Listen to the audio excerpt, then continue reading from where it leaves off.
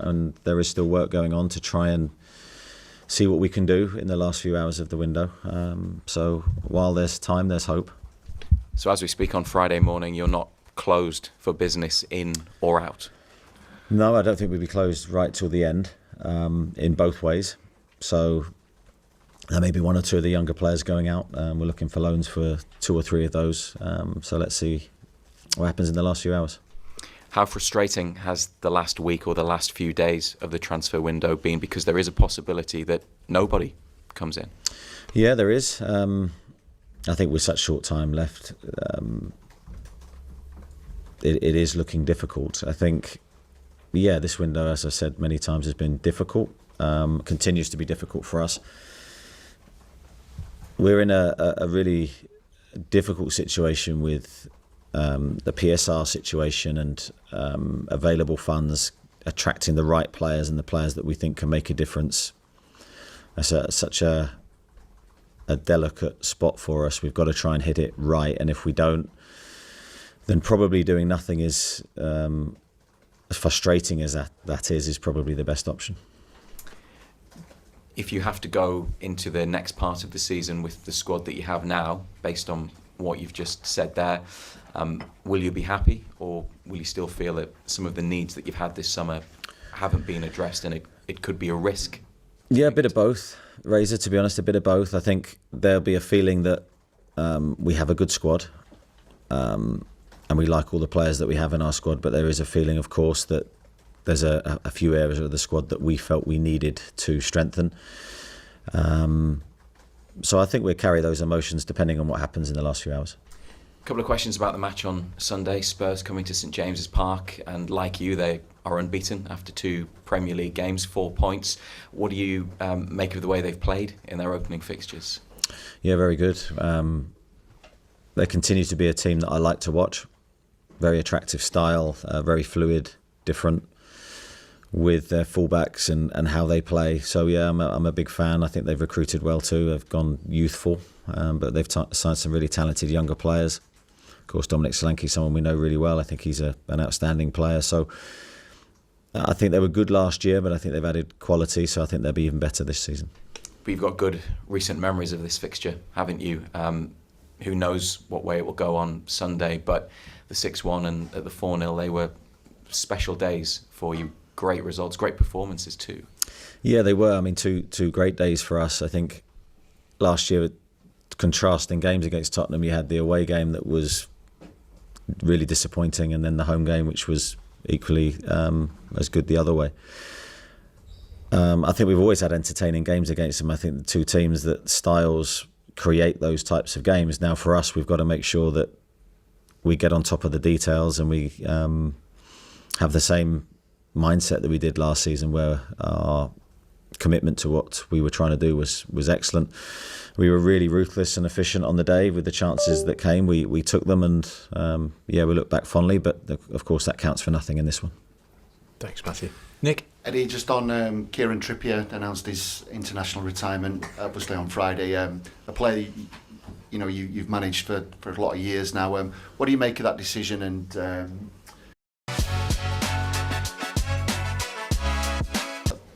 could look like maybe a bit of a changing of the guard with Tino Livramento getting a first call up as well. How do you view that decision?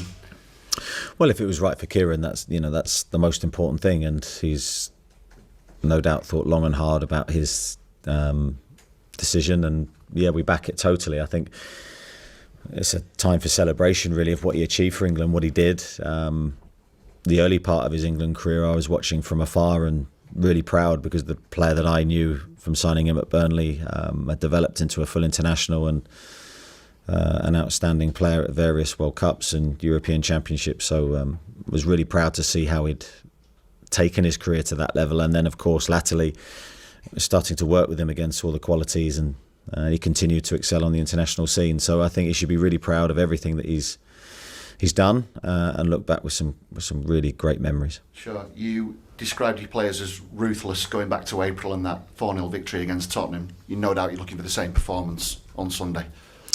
Yeah, it'll be a different game. I think as always, teams evolve, we evolve, they evolve. So I think it'll be a different game. But I think the fundamentals of that performance in terms of our attitude to the game and what we delivered that day against a very good technical team was really good.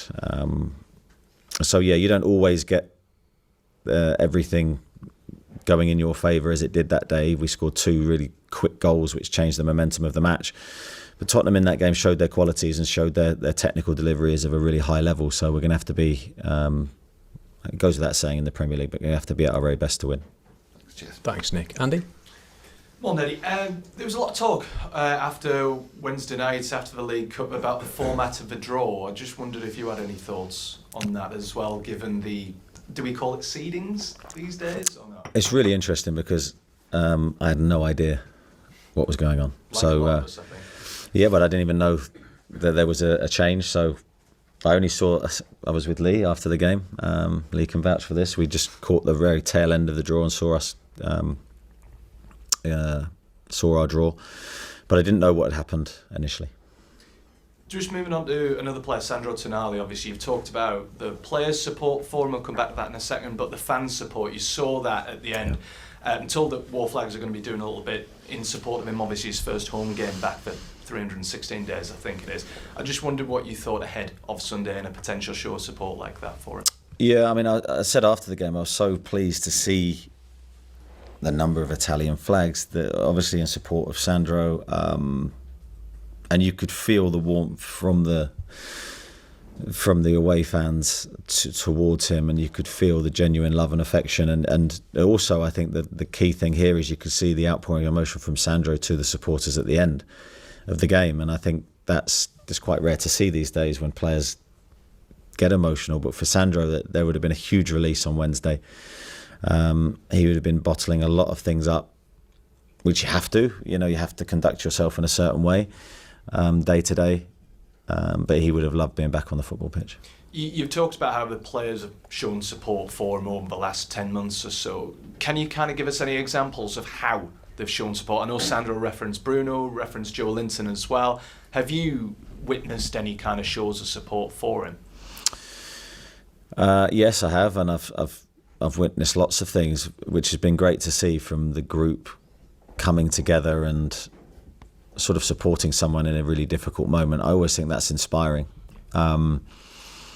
I don't think it's right for me to maybe go into too much detail on that, but I see it on a daily basis also how some of the players, of course Sandro will be closer to some players than others, that's just how it is in a football squad, have really shared the burden with him and kept him positive when he's no doubt been having a difficult day.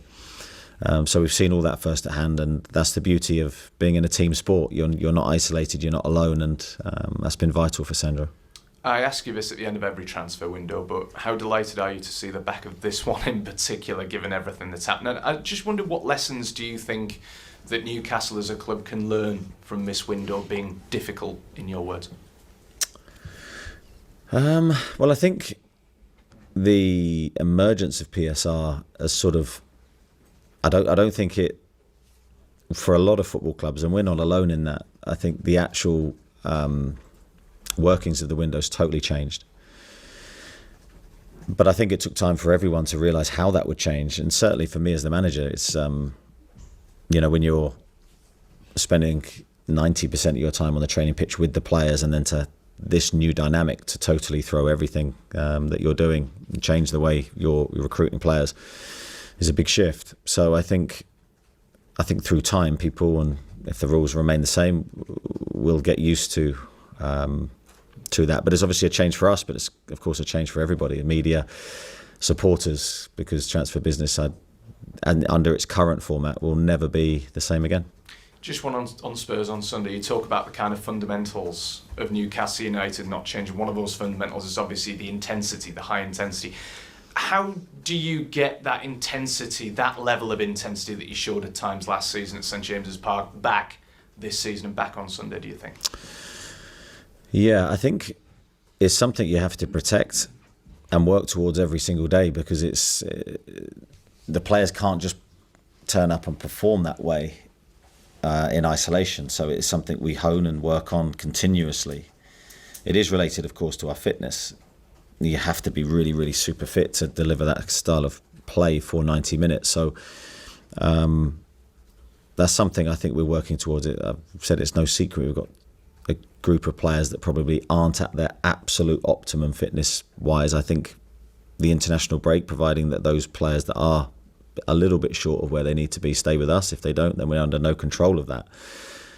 But very quickly, we've got to find our best physical levels to produce that style of play. And of course, the crowd are important in that, because I think they elevate our levels from sort of here to here when we're all in tune and on the same page.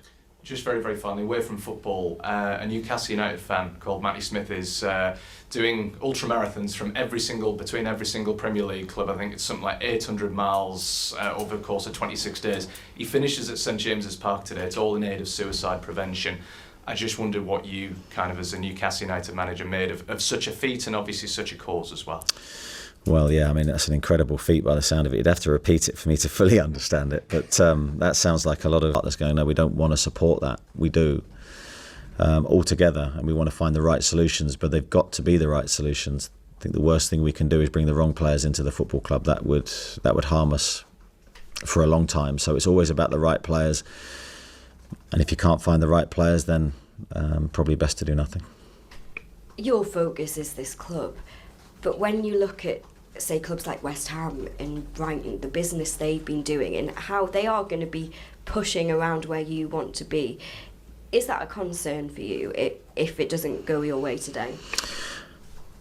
Of course, because I think if your competition are improving and getting stronger and you're not, that's a huge concern. But again, Brighton historically have sold players. They brought in a lot of revenue and income, and we haven't. So we're in a difficult situation regarding PSR, and that is the major problem for us, that we can't do what other teams are doing currently. And yes, if that makes the challenges harder for us, and that makes it harder for me, but that's the environment we're in, and we have to try and find a way to still be successful. A window is as much about keeping your big players as it is about bring new ones in. Are you still confident that you will keep those big players for your team, like Kieran Trippier, like Miguel Almiron? I hope so, with the length of time we have left, because if we were to lose anybody now, it'd be very difficult to replace them. So I don't envisage anything happening regarding any of the established players in the squad between now and the end of the window. And just finally for me, I mean, you do have quite a lot of goalkeepers at the moment, and Martin Dubravka mentioned on social media, it was a post that referenced being stressed about his job. Have you spoken to him, and how are you managing all those goalkeepers you have at the moment? I've got no knowledge of the thing that you're talking about with Martin. Martin seems in a good place. He's had concussion, so that's something we've been monitoring due to a training ground collision with a player. But hopefully he's nearing a full return to fitness. But the goalkeeper situation is fine. I think there's a good team of goalkeepers there that are working and pushing each other daily. Thank you. Thanks, Nisha. Written guys, we'll try and add in some Sundays as well, so if you don't have to ask a question during this section, then please try and avoid it. Start with Damien. Hi, Eddie. Hi, Damien. Eddie, Newcastle broke in the top 6 2 seasons ago. Villa did it last season. But do you think PSR is preventing a club from doing that on a sustained basis? Probably making it more challenging, I'd say. I think it all depends on your income and your revenue streams and how much you can improve those in a really short period of time. Now, we're finding it difficult due to a number of reasons. That someone better qualified than me can give you more direct answers. But the reality is it is difficult for us to recruit players currently, and it has been in this window and probably will be for a few future windows. I think beyond that, the future should be brighter, but PSR is probably hitting us more short-term in the here and now than it will do, hopefully, in the future. Given all the caveats you've mentioned about this window earlier, if you weren't to bring anyone else in today, there's an argument that the squad is perhaps weaker than it was at the start of the summer. What would your view be on that? I think you can make an argument for that. I can't. I'm not going to fight you too much on that because it's all opinion based. I think all I can do is say that we will try and get the very best out of the squad that we have, and that is my job. And it's always been the way that I've looked at it. You can't control everything. You can't do things you can't do. So what you can do is get the very, very best and try to get the very best out of every single person in the squad and maximise their ability and your ability. That's always how I've seen the job as managing and coaching, and we'll gladly take on that challenge. Thanks, Damien. We'll go to Lee and then Craig. Morning, Eddie. Just on your message to the supporters, there's obviously a lot of frustration already there on the prospect of not bringing anyone in. What would you sort of relay to the fans on that case? Yeah, I understand and I share it, and that's why I say we're all in it together. I think from ownership to me to the supporters, we need one united cause, and the cause has to be against everybody else that we're playing. What we can't do as a football club is tear ourselves apart. You know, we have to be united now more than ever. So that starts from me to the board, as I say, to the supporters. And however, I say challenging the conditions, but however, whatever frustration people will feel, it's the biggest thing is for me to get behind the players and try and help the players. Yeah, there has been, of course. As you say, is the hours that you put in for in this part of the job, the hours you put in for what you sometimes get back. It can be hours and hours of watching players to only find out you can't do the deal. That goes with the territory, and you sort of understand that. There's been no lack of trying from anyone connected with the club. It's been there. The effort's been there. But I think I've learned through time to sort of shut down quite quickly when you can't do something and the option doesn't become available anymore. You concentrate on what you can control, which is the players we have here. They're always the most important people. Just on the game itself, obviously we've had a very decent start, 4 points from 6. Is this the first kind of acid test, though, going in against one of the potential top 4 contenders? I think every game's an acid test. There is no easy games. We found that at Bournemouth, very, very difficult game. I think we've done well to get 4 points so far because we haven't been at our absolute best. That's a good sign. But we're going to need to be at our absolute best against Tottenham to get anything. Thanks, Lee. Craig? Morning, Eddie. When we sat down with you in Germany, you said that your happiness was perhaps dependent on the new working dynamic behind the scenes. Where are you at with that? And if you finish the window without anyone else coming in, how will you reflect? Are you happy? I think the two things are totally separate. My happiness against what we're able to do in the transfer market, they're two totally different things. I am enjoying my work. I am happy. It is a challenging period, no doubt about that. We haven't had the window that we wanted to have. No denying that. But my job is to continue to give my best for the players we have here. The pursuit of Marquis was obviously, a lot of it was played out in public. Why hasn't that happened? Do you think, why hasn't that deal why hasn't it been possible? I'm still not going to comment on individual deals. That's not fair to other players, other clubs. I don't think it's right. And how is that dynamic? You know, you used that word in the summer where there's dynamic. How has that dynamic worked? That new dynamic? Which one? Behind the scenes, in terms of the new working relationships.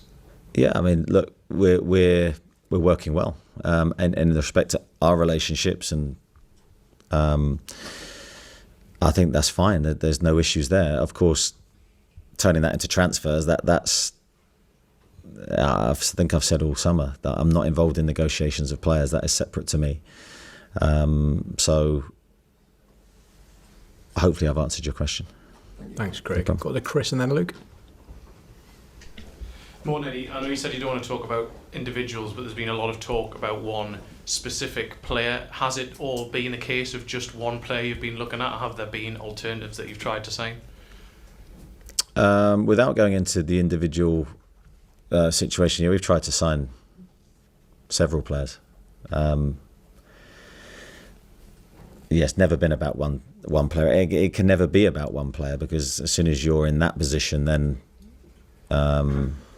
your negotiation strength is over. So no, we've tried for several targets, but it still has to be the right player though, and there is an unlimited number of players. It's not like you can, we'll just go on to the next one, because then the quality dilutes, and then you have to question whether you're doing the right thing for the long-term future of the club. There isn't a bottomless pit of money. We're not able to spend that way. Everything that we do has a long-term consequence. So you've got to be very sure whatever you do is right for the long-term future and short-term future of the club. And you said heading into the summer that at that point there wasn't a sporting director, and that the transfer committee would just work as normal. Obviously, the new sporting director came in at the start of July, but would having had a sporting director earlier and going in that period, do you think that would have made it an easier window?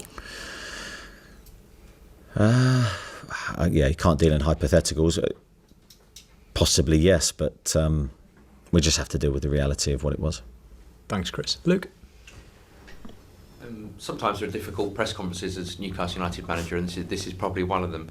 I also appreciate there's probably other people at the football club who could maybe answer this, and hopefully they will in due course. But I think for the first time, supporters feel like the club has failed a little bit in this transfer window. What is your response to that, please?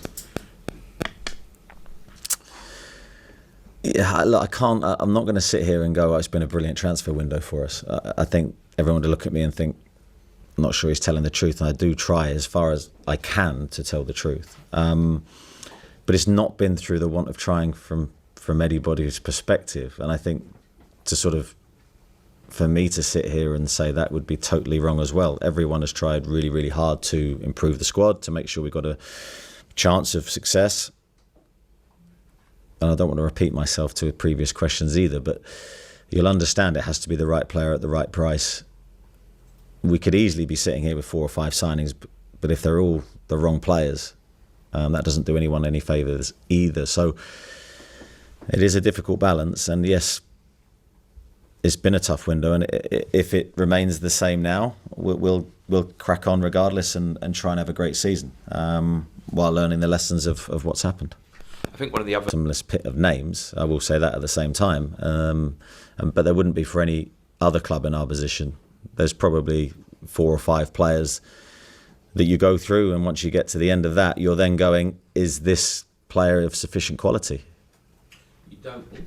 You don't win or lose a season in the transfer window. You don't win a transfer window. What sort of season are you still aiming to have, regardless of transfers in or out? Yeah, and that's important to remember, because the games are won on the pitch. Now, of course, the transfer windows are to give you a better chance, percentage-wise, of success by bringing in better players. But I am going to repeat myself in the sense that the most important people we have at this football club are in the dressing room now, about to prepare to train. It's about the players you have here and making sure they're in the right mental and physical condition to play and give their best. If we can get everyone at their absolute peak, we've got a really good squad. I don't think everyone is at their absolute peak at the moment, and our job is to try and get them there, and to try and get some of our injured players back fit as quickly as possible. So we've still got the legacy of the long-term injured from last year. So we're in a position where, if we can be successful now and we can start the season really well, we'll only get stronger, I think, throughout the season. Thank you. We've got hands raised from everyone in the room, so if you can avoid 2 and 3 and 4 questions, we'll still try and fit Sundays in. Go to Dominic and then Jordan. Morning, Eddie. Since playing in the Champions League, the club have now had 2 transfer windows without arguably making a major signing. With player trading so important to the progress of clubs, are you still satisfied the club are moving in the right direction? Yeah, when you put it like that, it's through the rules, really, that is so stark. It's not through the club not wanting to do anything. So I think I've already answered the rest of it. Has the club taken risks in terms of PSR that they're now experiencing the consequences of? No, I don't think so. I think if you go back to when I first came to the club, PSR wasn't really talked about. It is only something that's become really relevant, I think, with the points deductions that some of the clubs suffered last year, that's brought it home to everybody how important it is not to breach PSR and how important that aspect of the game is. And now that continues to sort of be the narrative that we can't escape short term.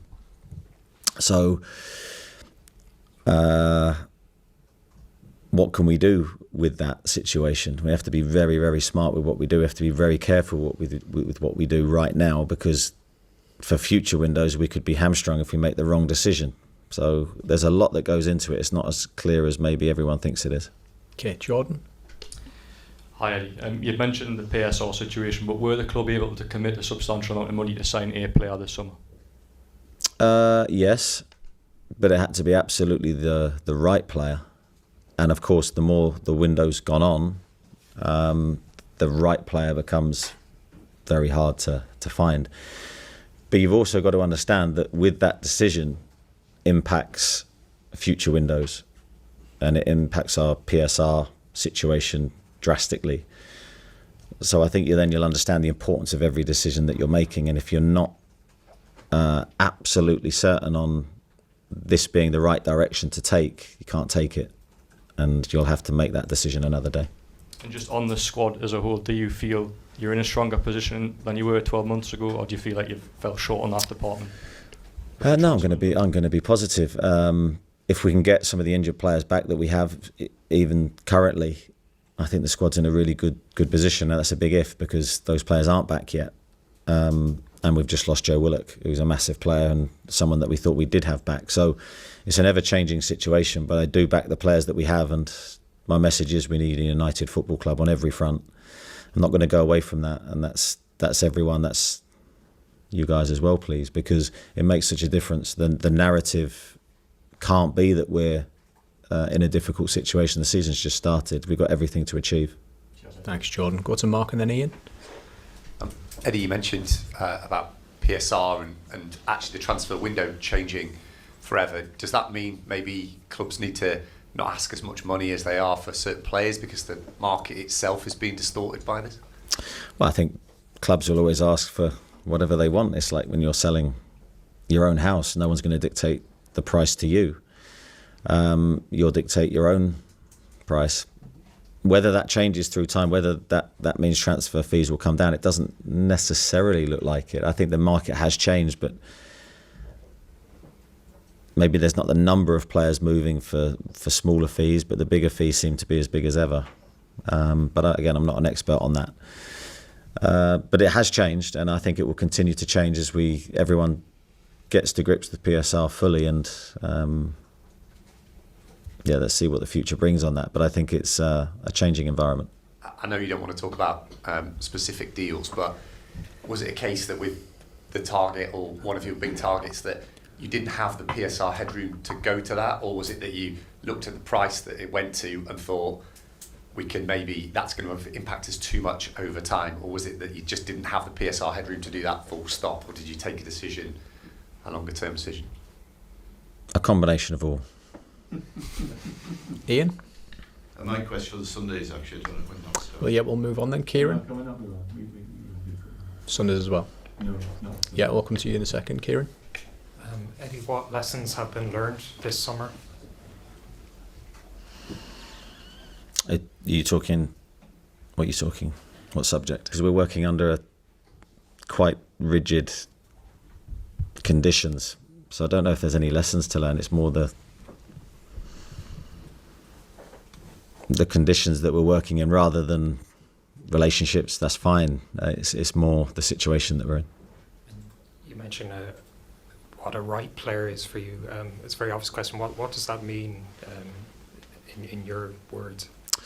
Well, I think the right player, it's probably a good question. The right player is multi-factored, really. I think it's the right age, the right deal, as in transfer fee, the right wages, then the right player to actually come into your squad, the right positional need, loads of things. And if one of those things isn't right, especially financially for us, that puts us in a difficult position.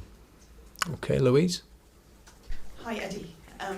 Firstly, just could you clarify one thing, please? I asked you on Tuesday about Sandro Tonali having to make 16 trips to Italy in the next 8 months, which you said wouldn't be interfering with his schedule, and that appears it won't interfere with his schedule because he's already made them. Is that actually the case? Were you being a little bit disingenuous?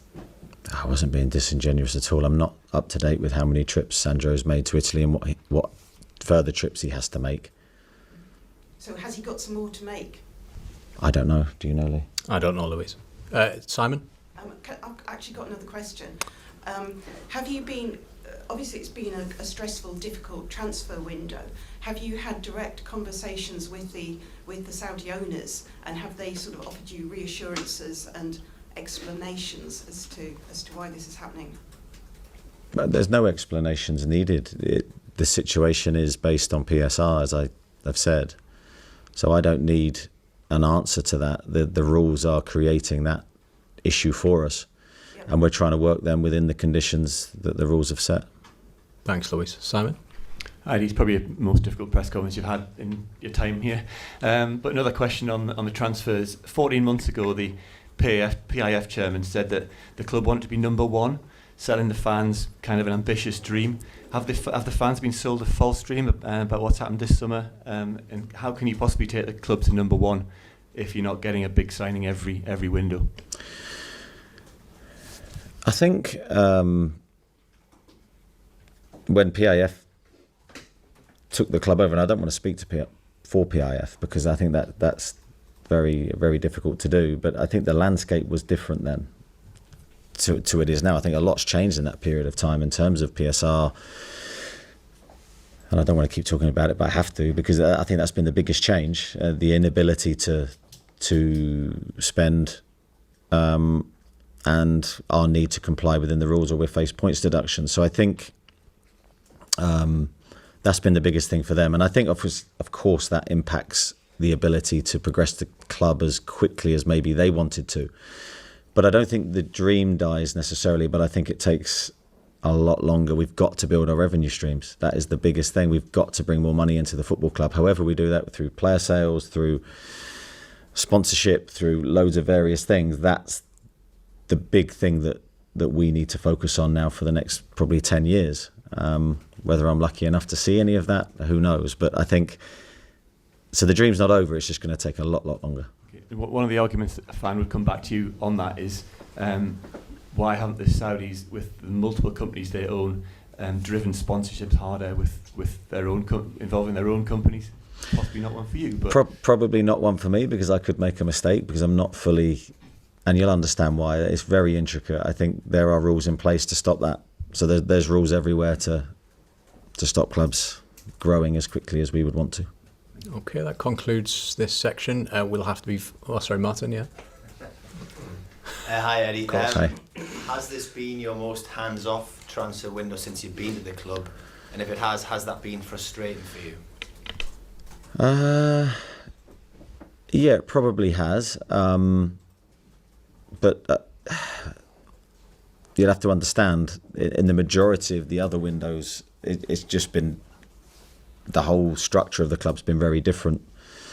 So that's not necessarily a criticism of the structure we have now. It's just there's different personalities and there's a different way of working now. So yes, it probably has been the most hands-off I've been. But that's not necessarily a negative. But has that been a little bit frustrating, and have you had to get used to that? It's just a different way of working. And you kind of alluded to this already, but how do you keep momentum going without a player coming into the club in a window that doesn't make the team better?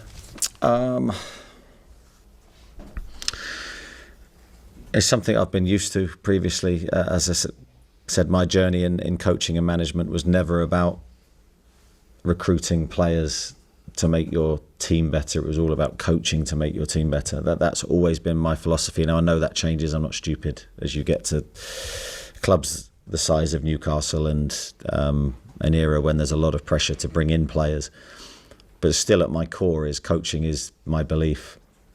This is the most powerful tool you have. So it's a time for me to go to work on the training pitch.